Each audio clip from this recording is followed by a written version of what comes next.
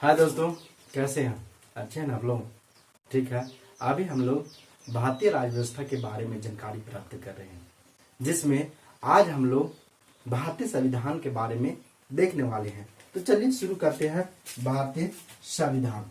आने भारतीय संविधान के बारे में, संविधान क्या है तो देख लीजिए। सबसे पहले संविधान का परिभाषा आप लोग समझ लीजिए। किसी भी देश का सर्वोच्च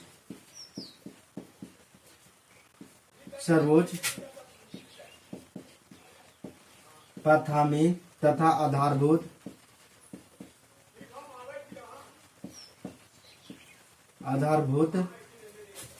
कानून होता है। आनी बोला जा रहा है कि किसी भी देश का सर्वोच्च प्राथमिक या आधारभूत क्या होता है, उसका कानून होता है। चाहे जो भी कोई भी देश का कोई भी कानून क्यों ना, प्रत्येक देश का अपना संविधान होता है। आनी क्या होता है, प्रत्येक देश का क्या होता है, अपना संविधान होता है। इससे उस देश की राजनीतिक विचारधारा, शासन प्रणाली, राज्यों इन नागरिकों के मध्य संबंधों के परिचय प्राप्त होता है। आनी ये बोला जा रहा है कि किसी भी देश का, चाहे कोई भी देश हो, उसका अपना संविधान होता है, उसका अपना कानून होता है, उसका अपना विधि होता है। आनी शासन को चलाने के लिए उसका क्या होता है, अपना सब कुछ होता है। चाहे जो भी नियम हो, अलग अलग देशों का अलग अलग अपना नियम होता है। इसे मतलब कि इसलिए उस राज्य का और नागरिकों के बीच अपना संबंध विचार स्थापित करने का पात्र होता है, उसी को संविधान कहते हैं। अब आगे देखिए, संविधान इसका होता है विधि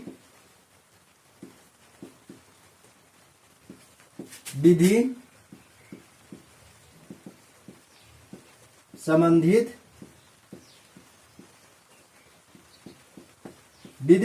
निर्माण। यानी संविधान का अर्थ क्या होता है, विधि संबंधित निर्माण यानी कानून। संविधान का अर्थ क्या होता है, कानून भी बोल सकते हैं, कानून संबंधित निर्माण या विधि संबंधित निर्माण। तो कानून, यहां हम लोग कानून को दो भागों में डिवाइड किया गया है। कितने भागों में बांटा गया कानून को? एक बोला गया है प्राथमिक और दूसरा बोला द्वितीयक, ठीक है ना। और प्राथमिक कानून और दूसरा द्वितीय कानून। अब देखिए, प्राथमिक कानून किसे कहते हैं या द्वितीय कानून किसे कहते हैं। आने कानून को समझने के लिए दो पार्ट में डिवाइड कर दिया गया, आने दो भागों में बांटा गया। तो इसके अंतर्गत जो प्राथमिक कानून आते हैं, उसके अंतर्गत पहला संविधान में आता है। आने इसके अंतर्गत क्या है, संविधान आता है। इसके अंतर्गत प्राथमिक कानून के अंतर्गत संविधान आते हैं। और इसके अंतर्गत है सुसंसद एवं राज्यों द्वारा निर्मित कानून। आने ये द्वितीय कानून के अंतर्गत होता है संसद और राज्यों द्वारा निर्मित कानून। आगे हम बता रहे हैं इसके बारे में। इसमें देखिए, द्वितीय में संविधान को संशोधन कर सकते हैं, संशोधन किया जाता है, यानी किया जाता है। और इसमें क्या होता है कि कानून को समाप्त कर सकते हैं।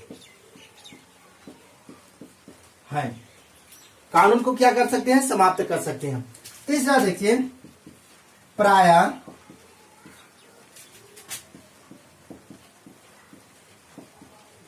प्राय संविधान एक होता है। इसमें कानून अनेक होते हैं। हाँ, अब आगे देखिए चौथा में, सरकार तथा अन्य कानून का स्रोत है। हाँ, इसमें देखिए कानून जो संविधान के अधीन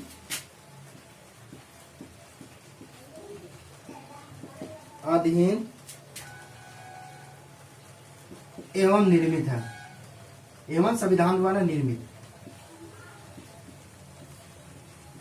है। देखिए ये बोला जा रहा है कि कानून को हम दो भागों में बांटते हैं। कितने भागों में कानून को बांट रहे हैं? दो भागों में बांटते हैं। तो देखिए प्राथमिक और द्वितीयक, यानी प्राथमिक कानून और द्वितीयक कानून। तो देखिए प्राथमिक कानून के अंतर्गत आता है, ये संविधान को ही हम लोग प्राथमिक कानून कहते हैं, यानी जो संविधान लिखा गया है उसी को प्राथमिक कानून कहते हैं। और द्वितीय कानून के अंतर्गत संसद और राज्य द्वारा निर्मित कानून, यानी केंद्र द्वारा और राज्य द्वारा जो निर्मित कानून, कोई भी कानून बनाया गया, जैसे राज्य अभी किसी भी सरकार हो या हेमंत सरकार, हेमंत सोरेन की सरकार है अभी, यानी गठबंधन की सरकार है झारखंड में, तो इस समय क्या होगा कि यहाँ पर जो कानून बनाए जाएंगे झारखंड में इस सरकार द्वारा, वो इसमें निर्मित होगा, यानी वही लागू होगा। समझ रहे हैं ना। अब आगे देखिए, यहाँ संविधान का संशोधन किया जाता है। संविधान में सिर्फ संशोधन होता है। संविधान में जो लिखा गया है पहले से भीमराव अंबेडकर द्वारा जो लिखा गया है संविधान, तो उसमें संशोधन कर सकते, कुछ हम लोग जोड़ सकते, लेकिन उसे हटा नहीं सकते। अपवाद में 370 अनुच्छेद और 35 के ए हटा दिया गया है, वो अपवाद है, उसकी चर्चा हम आगे करेंगे। लेकिन यहाँ पर संविधान में कोई चीज है उसमें संशोधन करके हम डाल सकते हैं, लेकिन संविधान में जो पहले लिखा गया उससे एक कोमा भी हम लोग हटा नहीं सकते हैं। अब देखिए यहाँ इसमें द्वितीय कानून में कानून का समाप्त कर सकते हैं। जैसे कोई भी सरकार आई, पिछले बार झारखंड में किसकी सरकार थी? बीजेपी की सरकार थी।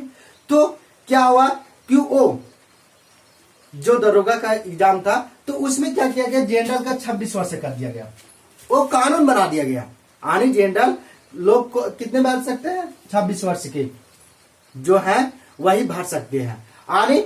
और पहले कितनी थी दरोगा का उम्र सीमा?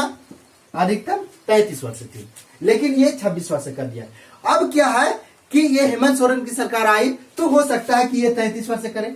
तो वही कहा गया कि कानून जो संसद या केंद्र द्वारा या राज्य द्वारा बनाए गए कानून है, वो समाप्त हो सकते हैं। जैसे 3 तलाक मामला है, 3 तलाक पास कर दिए गए हैं केंद्र सरकार द्वारा।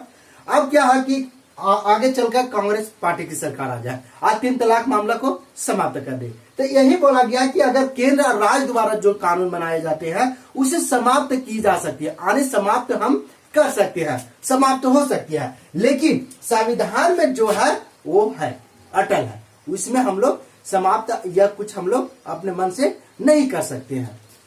अब आगे देखिए, प्राय संविधान एक है, यानी संविधान एक ही है, लेकिन यहाँ कानून जो राज्य या केंद्र के द्वारा बनाए गए कानून अलग अलग है, और हर राज्य में जैसे 28 राज्य हैं उसमें अलग अलग अपना कानून है। तो वही बोल रहा है कि कानून अनेक होते हैं, यानी राज्यों और केंद्र द्वारा जो बनाए गए कानून है वो अनेक है, लेकिन संविधान प्राय एक होते हैं। अब यहाँ देखिए, सरकार तथा अन्य कानूनों का स्रोत है, यानी संविधान से सरकार को भी कैसे चलाना है शासन उसके बारे में बता जाती है, और अन्य कानूनों का भी स्रोत है कौन? संविधान। जबकि ये कानून है जो संविधान के अधीन, अगर हम सरकार भी यहाँ बना रही कानून, यानी राज्य सरकार या केंद्र सरकार बना रही, तो उसको संविधान के दायरे में रहकर ही कानून बनाना पड़ेगा, न कि अपन मन से। समझ रहे हैं ना। तो ये आपका है, यही बोला गया है कि अगर संविधान में क्या होता है कि विधि संबंधित निर्माण, यानी विधि को ही हम लोग कानून कहते हैं। यानी पॉलिटिकल साइंस में आप लोग को सबसे ज्यादा शब्द पर ध्यान देना पड़ेगा कि कौन शब्द को क्या कहा जाता है। तो हम विधि बोले या कानून बोले, एक ही शब्द है। अब आगे देखिए,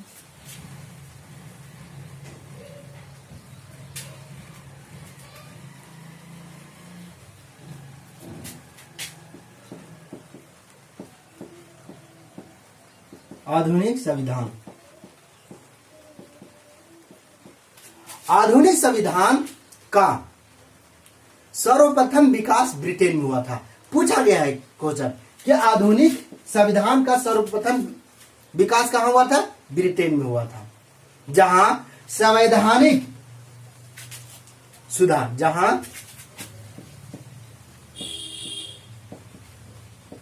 संवैधानिक सुधार,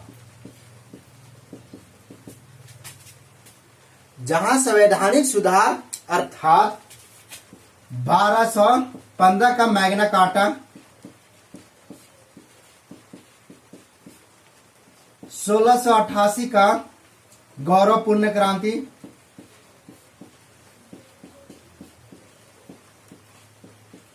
क्रांति 1776 का अमेरिकी क्रांति, 1789 का फ्रांसीसी क्रांति, 1917 का रूसी क्रांति। ये सभी राष्ट्रीय आंदोलन जो महत्वपूर्ण भूमिका निभाए थे। आने ये बोल रहा है कि आधुनिक भारत का आधुनिक संविधान का निर्माण सर्वप्रथम कहां हुआ था? ब्रिटेन में हुआ था, जहां संवैधानिक सुधार सर्वप्रथम संवैधानिक सुधार के मामले में आया था 1215 का मैग्ना कार्टा। एक प्रकार का ये कानून लाया गया था, कहां? ब्रिटेन में। और वहीं पर 1688 ईस्वी में गौरवपूर्ण क्रांति हुआ था। तो ये पूछा गया, ये डेट सही याद रखेगा कि ब्रिटेन द्वारा मैग्ना कार्टा कब लाया गया था। तो कब आया था वहां ब्रिटेन में? 1215 में। फिर पूछ देगा कि गौरवपूर्ण क्रांति ब्रिटेन में कब हुई थी? तो 1688 ईस्वी में। और ये अमेरिकी क्रांति 1776 ईस्वी में हुई थी। उसके बाद 1789 ईस्वी में फ्रांसीसी क्रांति हुई थी और 1917 ईस्वी में रूसी क्रांति। ये पूछा जाता है कि रूसी क्रांति कब हुई थी, फ्रांसीसी क्रांति कब हुई थी या अमेरिकी क्रांति कब हुई थी। तो ये सभी जो अंतर्राष्ट्रीय घटना है, अंतर्राष्ट्रीय घटना जो संविधान के निर्माण पर जोर दिया था, अत्यधिक जोर दिया था। अब आगे देखिए,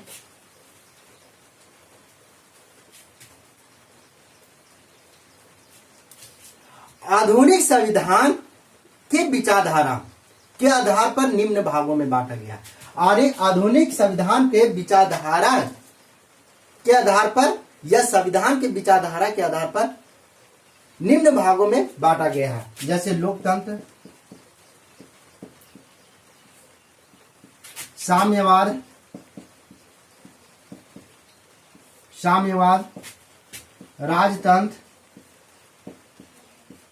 राजतंत्र, तानाशाही,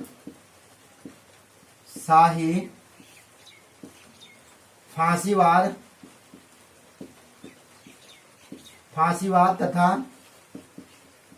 नास्तिवाद। ये सभी शासन है।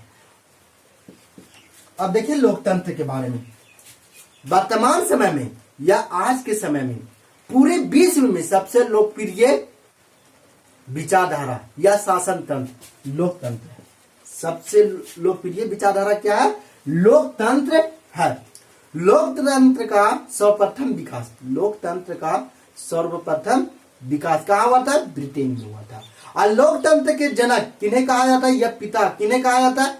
रूसो को, जो फ्रांस के प्रसिद्ध विद्वान थे। ध्यान रहे।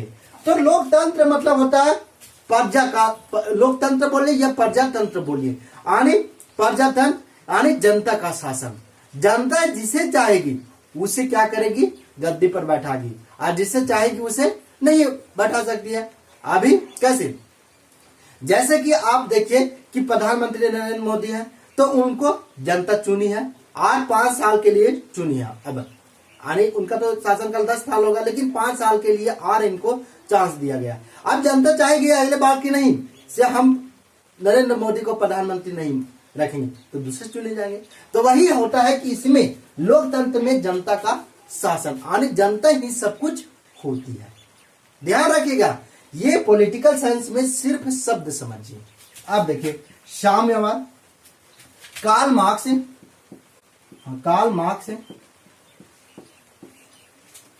कार्ल मार्क्स के सिद्धांत पर आधारित विचारधारा, कार्ल मार्क्स के सिद्धांत पर आधारित विचारधारा साम्यवाद है।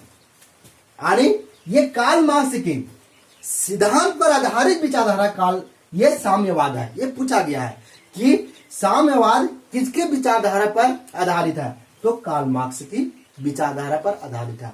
और ये साम्यवाद अपनाने वाला पहला देश सोवियत संघ था। कौन था? सोवियत संघ। सोवियत संघ में साम्यवाद शासन चलाए गए थे।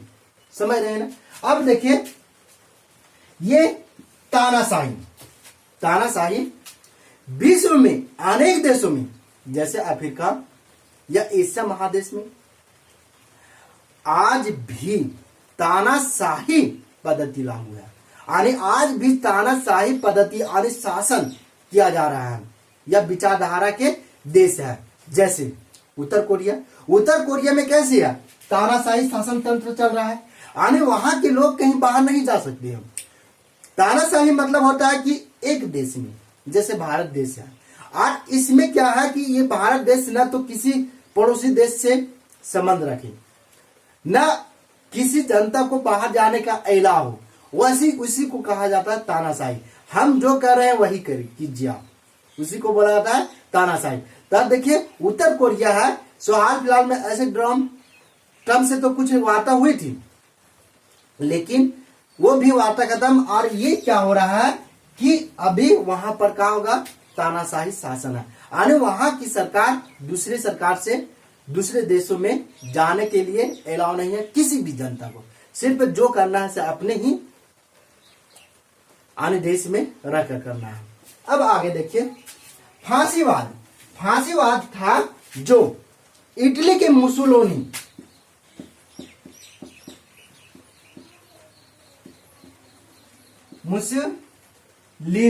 ठीक है ना, मुसोलिनी ये इटली के थे। तथा नास्तिवाद था जो जर्मनी के हिटलर, यानी जर्मनी के हिटलर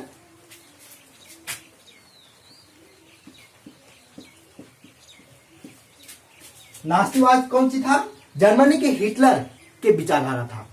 यानी ये फांसीवाद इटली के मुसोलिनी, जबकि नास्तिवाद जर्मनी के हिटलर का विचारधारा था जो अब अस्तित्व में नहीं है। उस समय ये मुसोलिनी जिस समय थे, उनका शासनकाल था, उस समय वहां ये फांसीवाद का शासनकाल था, और ये नास्तिकवाद का जर्मनी के हिटलर का शासनकाल उनके समय। अब ये अस्तित्व में ही नहीं है। अब देखिए राजतंत्र, जैसे ISIS तथा तालिबानी जैसे आतंकी संगठन, ISIS तथा तालिबानी जैसे आतंकी संगठन पर धर्म आधारित राज एवं प्रशासन का समर्थक है। यानी ये सभी राज और प्रशासन का समर्थन करते। कौन? IS तथा तालिबानी जैसे आतंकी संगठन, जिन्हें प्रायः लोकतंत्र का विरोधी माना जाता है। यानी इन्हें प्रायः क्या माना जाता है? लोकतंत्र का विरोधी माना जाता है। इनको IS तथा तालिबानी जैसी आतंकी संगठन को। तो इस प्रकार से ये संविधान में लोग को क्या हुआ था कि ये अपने अपने विचारधारा अपने अपने समय में चल रहा है। लेकिन अभी संविधान में सबसे अधिक शासन किसका हो रहा है? लोकतंत्र का। ये जनता का शासन है, इसलिए अभी लगभग देशों में यही पर लोकतंत्र का शासन, या इसी को बोलते हैं प्रजातंत्र भी बोल सकते हैं। अब आगे देखिए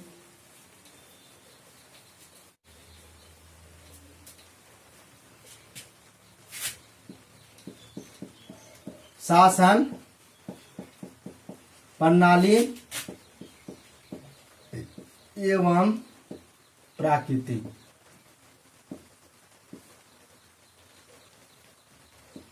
ठीक है ना। आणि संविधान,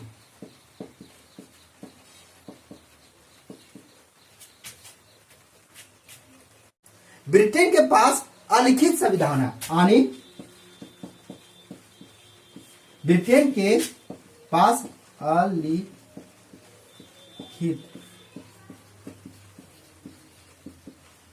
संविधान है तथा प्रथम लिखित संविधान अमेरिका के पास है। लिखित संविधान अमेरिका, जबकि सबसे बड़ा लिखित संविधान भारत के पास है। यानी अभी अगर पूछ दे कि ब्रिटेन के पास कैसा संविधान है तो अलिखित संविधान, वहां कोई लिखित संविधान नहीं है ब्रिटेन के पास। और प्रथम लिखित संविधान किस देश के पास था तो अमेरिका के पास था। यहां संविधान का निर्माण अमेरिका में हुआ था 1789 ईस्वी में ही हो गया था। और देखिए 1789 ईस्वी में फ्रांसीसी क्रांति भी हुई थी। आज 1789 ईस्वी में अमेरिका का संविधान भी लिखा गया था। तो ये कहा गया है कि प्रथम, अगर पूछ दे आपसे प्रश्न में कि प्रथम लिखित संविधान किस देश के है तो अमेरिका का प्रथम लिखित संविधान अमेरिका के है। और अलिखित संविधान किसके पास है तो ब्रिटेन के पास। और सबसे बड़ा लिखित संविधान, अगर क्वेश्चन में ये रहे कि सबसे बड़ा लिखित संविधान किसके पास है तो भारत के पास है लिखित संविधान, सबसे बड़ा लिखित संविधान। अब आगे देखिए,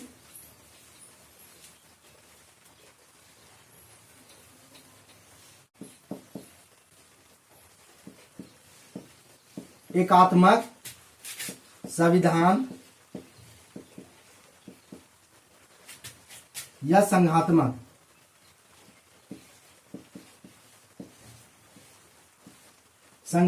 संविधान। आणि एकात्मक संविधान का अच्छा उदाहरण ब्रिटेन है। कौन है ब्रिटेन। आणि इंग्लैंड है। एकात्मक संविधान का सबसे अच्छा उदाहरण कौन है ब्रिटेन है। और संघात्मक संविधान का सबसे अच्छा उदाहरण कौन है अमेरिका है। अमेरिका है। आप सोच रहे होंगे कि कैसे एकात्मक संविधान का सबसे अच्छा उदाहरण ब्रिटेन है। तो देखिए ब्रिटेन के पास समस्त शक्तियां केंद्र के पास है। ब्रिटेन में है जो उनका समस्त शक्तियां किसके पास है केंद्र के पास है। वहां जो करना है से केंद्र ही करेंगे, राज्य कुछ नहीं है। राज्य के पास कोई शक्तियां यहां ब्रिटेन में नहीं है। लेकिन संघात्मक संविधान का अच्छा उदाहरण अमेरिका। अमेरिका में क्या है कि केंद्र और राज्य, यानी केंद्र और राज्य दोनों के पास बराबर शक्तियां बांटी गई हैं। यानी जितना केंद्र को शक्तियां दी गई है उतना राज्य की शक्तियां दी गई है। लेकिन ब्रिटेन में सिर्फ केंद्र को शक्तियां दी गई है, राज्य को कोई शक्तियां नहीं दी गई। इसीलिए बोला जाता है कि एकात्मक संविधान का अच्छा उदाहरण ब्रिटेन है, क्योंकि सारी शक्तियां केंद्र के पास है। जबकि संघात्मक संविधान का अच्छा उदाहरण अमेरिका है, क्योंकि अमेरिका में केंद्र और राज्य के बीच, दोनों के बीच बराबर शक्तियां प्रदान की गई। लेकिन भारत संघात्मक प्रणाली, लेकिन भारत में भी संघात्मक प्रणाली है। कौन संघात्मक प्रणाली है, परंतु कनाडा मॉडल। कैसा कनाडा मॉडल, कनाडा मॉडल। आणि भारत भी संघात्मक प्रणाली है और यहां भी शासन कैसी है संघात्मक प्रणाली की, लेकिन कनाडा मॉडल है। आणि केंद्र को, भारत में केंद्र को अधिक शक्तियां दी गई है और राज्य को कम शक्तियां दी गई है। ध्यान रहे, अगर पूछ दे कि एकात्मक शासन प्रणाली कहां है ब्रिटेन में, ब्रिटेन में। यानी वहां की समस्त शक्तियां, जितना भी कार्यकाल होगा, कार्य किया जाएगा, कानून बनाए जाएंगे, सब किसको कौन बनाएगा केंद्र बनाएगा। और संघात्मक संविधान का अच्छा उदाहरण अमेरिका है, क्योंकि जितना शक्ति केंद्र को है प्राप्त उतना ही राज्य। यानी यहाँ पर क्या होता है कि राज्य को वही है और केंद्र को भी, दोनों को शक्ति प्राप्त है आने कानून बनाने के लिए। और यहाँ भारत में भी संगठनात्मक प्रणाली है, आने शासन प्रणाली है, लेकिन कनाडा मॉडल। आने कनाडा मॉडल क्या है कि यहाँ केंद्र को अधिक शक्तियां दी गई है और राज्य को कम शक्तियां दी गई है। समझ गया ना। अब आगे देखिए, आधुनिक लोकतंत्र के शासन, संसदीय शासन प्रणाली का सर्वप्रथम प्रयोग ब्रिटेन में हुआ था, या सर्वप्रथम विकास कहाँ हुआ था? ब्रिटेन में। यानी ये बोला जा रहा है कि संसदीय शासन प्रणाली का सर्वप्रथम विकास कहाँ हुआ था? ब्रिटेन में हुआ था। कहाँ? ब्रिटेन में हुआ था। जबकि भारत में भी संसदीय शासन प्रणाली है, लेकिन संशोधन के बाद, यानी संविधान में संशोधन के बाद ही संसदीय शासन प्रणाली, यानी देखते हैं केंद्र को अधिक शक्तियां दी गई, राज्य को कम शक्तियां दी गई। तो वही बोला जाता है कि संसदीय शासन प्रणाली का सर्वप्रथम विकास कहाँ हुआ था? ब्रिटेन में हुआ था। और भारत में भी संसदीय शासन प्रणाली है, लेकिन संशोधन के साथ। अध्यक्षीय प्रणाली का अच्छा उदाहरण,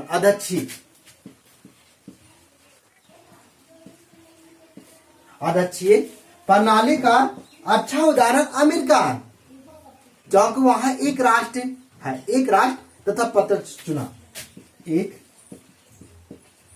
राष्ट्र तथा प्रत्यक्ष चुनाव, एक राष्ट्र तथा प्रत्यक्ष चुनाव यहाँ पर अमेरिका में है। तो देखिए ये अध्यक्षीय प्रणाली है, एक राष्ट्र तथा प्रत्यक्ष चुनाव यहाँ होती है अमेरिका में। समझ गए ना। आप कहिएगा कैसे? देखते हैं, राष्ट्रपति का वहां चुनाव होता है, यानी अमेरिका में सर्वोच्च कौन सी है? राष्ट्रपति। वहां प्रधानमंत्री का नाम ही नहीं है, लेकिन भारत में देखिए प्रधानमंत्री नाम, ये राष्ट्रपति है। लेकिन ब्रिटेन की तरह राष्ट्रपति यहाँ नाम मात्र की नहीं है, यहाँ शक्ति, भारत में शक्ति दी गई है राष्ट्रपति को भी, लेकिन ब्रिटेन में सिर्फ नाम मात्र की शक्ति है, नाम मात्र की वहां के राष्ट्रपति। इसकी चर्चा हम आगे करेंगे।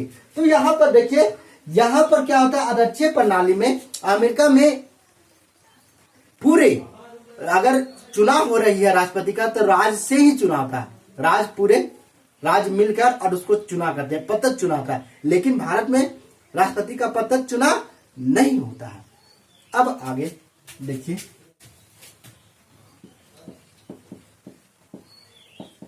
संविधान की मांग या विकास, यानी संविधान की मांग एवं कर्मिक विकास, यानी भारत में संविधान की मांग सर्वप्रथम कब किया गया था, इसके बारे में हम लोग देखेंगे। तो देखिए, भारत में संविधान सभा के सिद्धांत का सर्वप्रथम विचार 1895 ईस्वी में, कब? 1895 ईस्वी में स्वराज विधेयक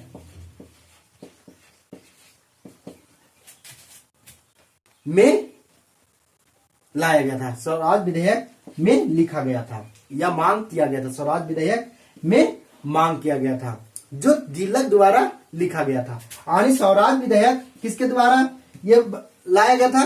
तिलक द्वारा। तब संविधान का मांग सर्वप्रथम भारत में संविधान का मांग या संविधान सभा की चर्चा का किसमें की गई थी? स्वराज विधेयक में की गई थी। आगे देखिए, सर्वप्रथम महात्मा गांधी ने 1922 ईस्वी में, कब? 1922 ईस्वी में, ठीक है ना, 1922 ईस्वी में स्पष्ट रूप से हरिजन समाचार पत्र में भारतीय संविधान जो स्वयं भारतीय द्वारा निर्मित होगा, इसकी मांग की गई थी। यानी इन्होंने क्या किया था? हरिजन समाचार पत्र में महात्मा गांधी द्वारा हरिजन समाचार पत्र में सर्वप्रथम 1922 ईस्वी में कहा गया था कि अगर भारतीय संविधान का निर्माण किया जाए तो वो स्वयं भारतीय द्वारा निर्मित होगा। किसके द्वारा क्या कहा गया था? तब महात्मा गांधी, किस पत्र में ये ओपन किया गया था, स्पष्ट कर दिया गया था? हरिजन समाचार पत्र में किया गया था। कब? 1982 ईस्वी में। अब आगे देखिए, एन राय, एम एन राय, इसी को बोला जाता मानवेंद्र नाथ राय। ये वामपंथी नेता थे। कौन थे? वामपंथी नेता थे। इन्होंने संविधान सभा के सुधार का पहला प्रभावी सुधारक 1934 का माना जाता है। यानी इनको क्या माना जाता है? एम एन राय को 1934 ईस्वी में संविधान सभा के पहला सुधारक माना जाता है। इनको प्रथम सुधारक माना जाता है। अब आगे देखिए, कांग्रेस पार्टी द्वारा, किसके द्वारा? कांग्रेस पार्टी द्वारा सर्वप्रथम संविधान की मांग 1936 की कांग्रेस अधिवेशन लखनऊ में मांग किया गया था। और इसके अध्यक्ष कौन थे? नेहरू थे। किसके अध्यक्ष? इसी के अध्यक्ष। यानी 1936 ईस्वी में नेहरू जी इसके अध्यक्ष है, यानी जवाहरलाल नेहरू। और देखिए यहां पर 1928 ईस्वी में, कब? 1928 ईस्वी में मोतीलाल नेहरू द्वारा ब्रिटिश सरकार द्वारा भारत के संविधान बनाने की चुनौती पर, ठीक है, चुनौती पर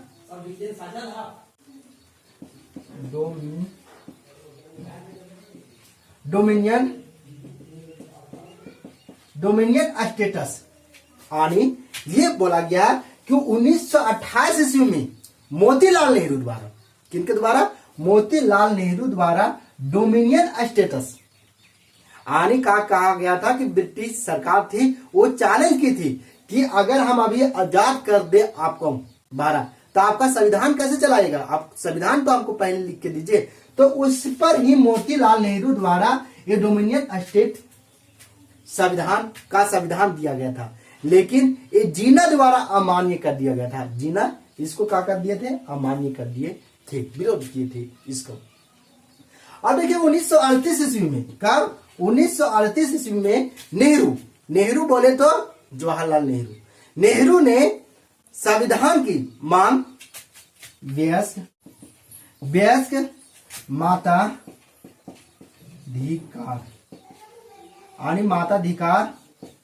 मताधिकार के रूप में करने का मांग की थी। यानी संविधान का निर्माण किया जाए, ये कौन बोल रहे थे? जवाहरलाल नेहरू। कब? 1938 में। लेकिन व्यस्त मताधिकार यानी वोट देने पर, जैसे हम लोग को कैसे वोट देने का अधिकार 18 वर्ष में, तो उसी पर ये करके संविधान का निर्माण करने की बात कही थी।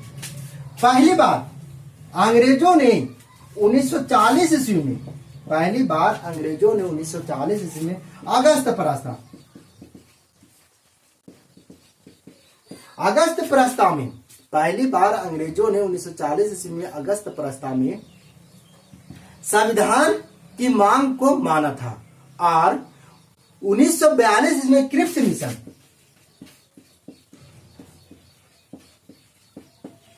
1942 ईस्वी में क्रिप्स मिशन में यह बात कही थी कि युद्ध के बाद हम आपको अलग संविधान दे देंगे। युद्ध आने उस समय द्वितीय विश्व युद्ध चल रहा था 1939 से 45, तो 42 में आया था क्रिप्स मिशन। कब आया था? 1942 ईस्वी में। तो इस समय उनके द्वारा कहा गया था कि आप हमें सहायता कीजिए युद्ध में, हम आपको आजाद कर देंगे। समझ रहे हैं ना? अब आगे देखिए, लेकिन ब्रिटेन में क्लेमेंट एटली प्रधानमंत्री बने, जो लिबरल पार्टी से। कब? क्लेमेंट एटली प्रधानमंत्री बने ब्रिटेन में, जो लिबरल पार्टी से थे। इन्होंने 20 जून, कब? 20 जून 1948 तक भारत को संपूर्ण रूप से आजाद कर दिया जाने की बात कर दी गई। यानी ये कहें कि हम 20 जून 1948 तक आपको पूर्ण रूप से हम आजाद कर देंगे। लेकिन इसके लिए क्लाइमेट इटली ने 3 सदस्य, क्लाइमेट इटली ने 3 सदस्य, पाथी, लॉरेंस, स्टेफर्ड, क्रिप्स, फिर AB अलेक्जेंडर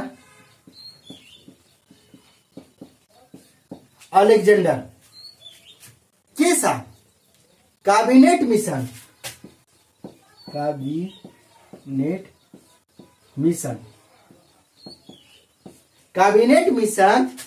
24 मार्च 1946 ईस्वी में भारत भेजे। कब भेजे थे? 24 मार्च 1946 ईस्वी में कैबिनेट मिशन भारत आया। बहुत बार पूछा गया है कि कैबिनेट मिशन भारत कब आया? 24 मार्च 1946 ईस्वी में यहाँ संविधान निर्माण के लिए भेजा गया और इस पर ही आधारित संविधान का निर्माण किया गया। और भारत में संविधान बनकर कब तैयार हुआ था? तो 26 नवंबर 1949 में। और पारित कब किया गया था? 26 जनवरी 1950 ईस्वी में। तो इस तरह से ये आपका समाप्त हो गया यानी संविधान, भारतीय द्वारा संविधान की मांग। आगे हम लोग हमारा संविधान कैसा हो उसके बारे में जानकारी प्राप्त करेंगे आगे। थैंक यू दोस्तों।